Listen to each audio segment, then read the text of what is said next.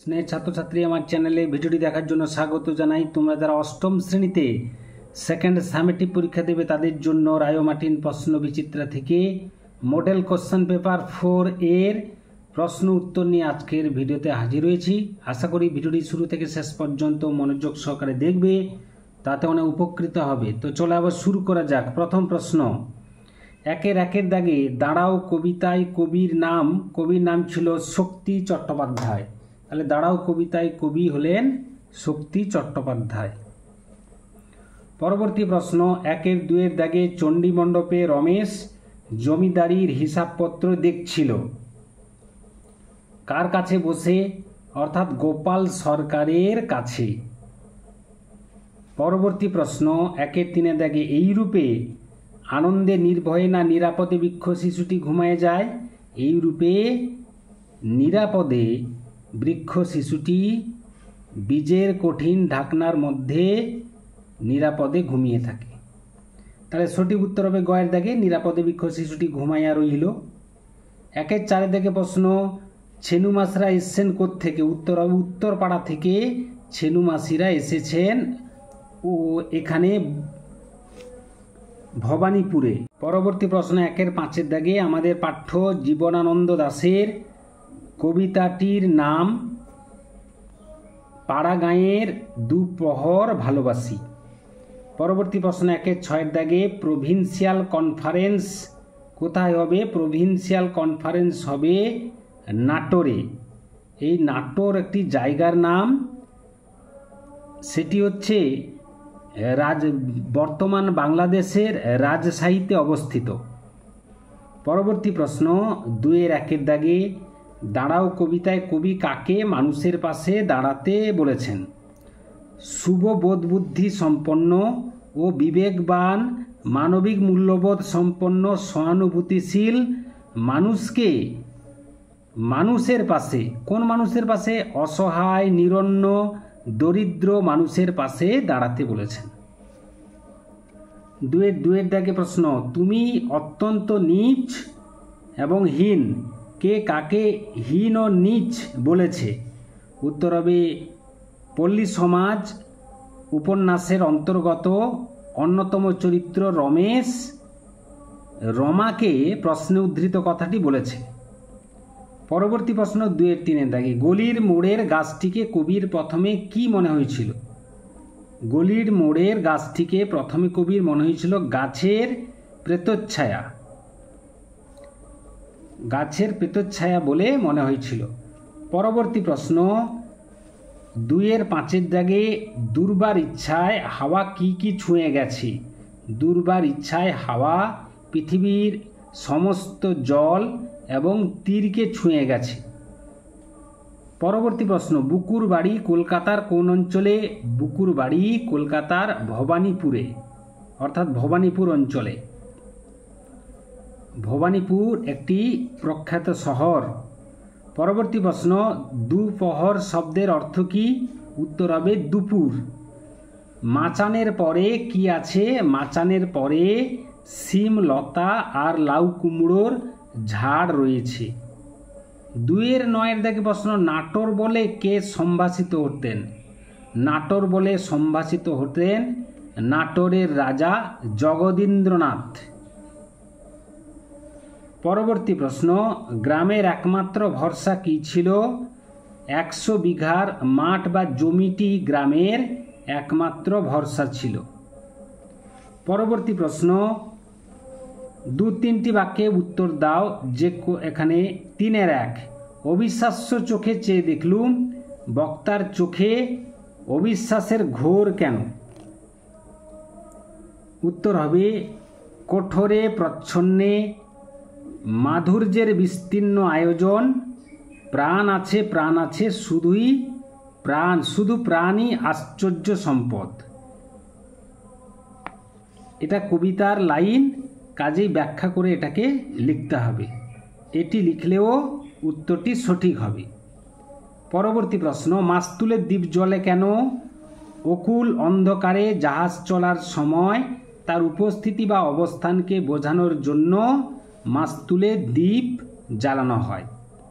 স্বপ্নে যে বেদনা আছে কবির স্বপ্নে কেন বেদনা রয়েছে? উত্তরটা আমরা জেনে নেব। কবি জীবনানন্দ দাশের স্মৃতিতে পল্লীগ্রামের বিষণ্ণতা এবং বেদনাবোধের চিত্র আজকে অমলিন, আর সেগুলিকেই নাগরিক কবি পরম আনন্দে ও বেদনাবোধ সহ রোমন্থন করেছেন বলেই এই মন্তব্য। অর্থাৎ এটাকে ব্যাখ্যা করলে এই উত্তরটি দাঁড়িয়ে যায় যে কবি পল্লীগ্রামের রূপ সৌন্দর্য দেখেছেন, পল্লীগ্রামের বিষণ্ণতা দেখেছেন কবি ছোটোবেলায় আর কি। তারপরে কবি এখন বড় হয়েছেন, শহরে থাকছেন, কিন্তু গ্রামের সেই বিষণ্ণতার সৌন্দর্য কবি ভোলেননি, কবি স্মৃতিচারণ করছেন পরম আনন্দে এবং বেদনাবোধ সহ। সেই জন্য কবি এরূপ মন্তব্য। পরবর্তী প্রশ্ন রয়েছে, ডাম্বলকে স্কুলে ভর্তি করা হয়নি কেন? 7 বছর বয়সের ছেলে ডাম্বল, তার স্কুলে বেতন দিতে হতো 7 টাকা, কিন্তু হাড়কেপ্পন ডাম্বলের বাবা তাও দিতে রাজি হয়নি বলে ডাম্বলকে স্কুলে ভর্তি করা হয়নি বা ডাম্বল স্কুলে ভর্তি হতে পারেনি। নাটোর নেমন্তন্ন করলেন, নাটোর নেমন্তন্নের তালিকায় থাকা নামগুলোর উল্লেখ করো। এখানে সংক্ষেপে উত্তরটি তুলে ধরা হয়েছে, তোমরা বিস্তৃত আকারে একটু লিখতে হবে। নাটোরে নেমন্তন্নের তালিকায় ছিলেন জানকীনাথ ঘোষাল, উমেশচন্দ্র বন্দ্যোপাধ্যায়, লালমোহন ঘোষ, অবনীন্দ্রনাথ ঠাকুর, দীপুদা।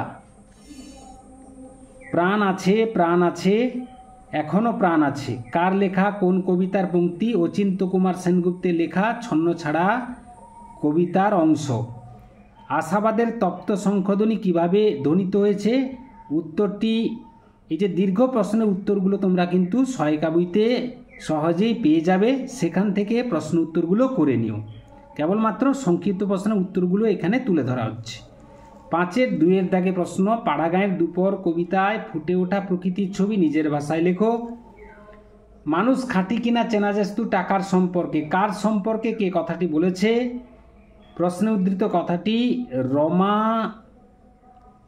সম্পর্কে, রমার সম্পর্কে রমেশ একথা বলেছে। কি করে বুঝবো আসলে কি করতে হবে? কে কাকে একথা বলেছেন? বুকু উক্ত কথাটি তার মা নির্মলাকে বলেছে। 7-এর 2-এর দাগে প্রশ্ন, 1-এর দাগে অপুর গায়ে কাঁটা দিয়ে উঠল। অপুকে? অপু হচ্ছে বিভূতিভূষণ বন্দ্যোপাধ্যায় লেখা পথের পাঁচালী উপন্যাসের অন্তর্গত একজন প্রকৃতি প্রেমিক কল্পনাপ্রবণ কিশোর। পরবর্তী প্রশ্ন, তার গায়ে কাঁটা দিয়ে উঠল কেন? উত্তরটা তোমরা অবশ্যই পেয়ে যাবে। সর্বজয়ার বুক গর্বে ও তৃপ্তিতে ভরে উঠল। সর্বজয়াকে তার গর্ব তৃপ্তির কারণ কি ছিল? সর্বজয়া হলেন পথের পাঁচে উপন্যাসের অন্যতম নারী চরিত্র, অপু দুর্গার মা, হরিহরের স্ত্রী। পরবর্তী প্রশ্নে আমরা চলে যাব। 8-এর 1 বাক্য কাকে বলে? ভাষার বৃহত্তম একক হলো বাক্য, মনের সম্পূর্ণ ভাব প্রকাশক, অর্থপূর্ণ পদ সমষ্টিকে ব্যাকরণের পরিভাষায় বাক্য বলে। যেমন আমি স্কুলে যাই, এটা একটি বাক্য, কারণ এতে অনেকগুলো পদ এবং যেটা অর্থপূর্ণ সেই অর্থপূর্ণ পদ এখানে রয়েছে। পরবর্তী প্রশ্ন, গঠন অনুসারে বাক্য কত প্রকার কি কি? গঠন অনুসারে বাক্য 3 প্রকার, যথা 1 হচ্ছে সরল বাক্য, 2 হচ্ছে যৌগিক বাক্য, 3 হচ্ছে জটিল বাক্য। অথবা প্রশ্ন, তাহাদের বাড়িতে এরকম জিনিস নাই।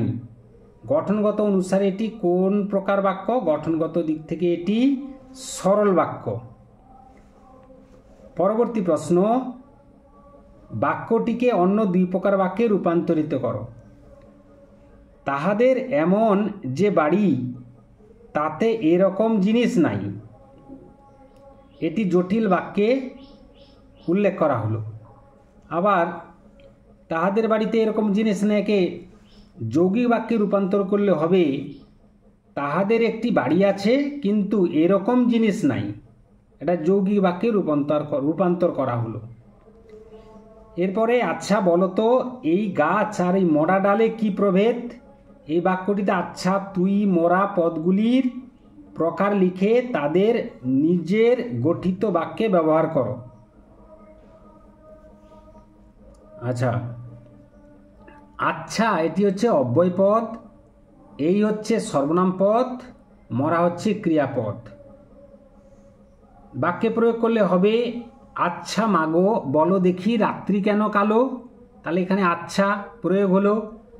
আবার আজও এই গাঁও চাহিয়া রইয়াছে ওই গাঁওটির পানে। তাহলে এই এখানে সর্বনাম পদ বাক্যে প্রয়োগ হলো। আবার মরা দিয়ে বাক্য রচনা, মরা লোকে কি আর কথা কয়, জিজ্ঞাসা চিহ্ন। এইভাবে বাক্য গঠিত হয়ে গেল। পরবর্তী প্রশ্ন 8-এর 3-এর দাগে মাথা শব্দটিকে ভিন্ন অর্থে প্রয়োগ করে 3টি বাক্য রচনা করো।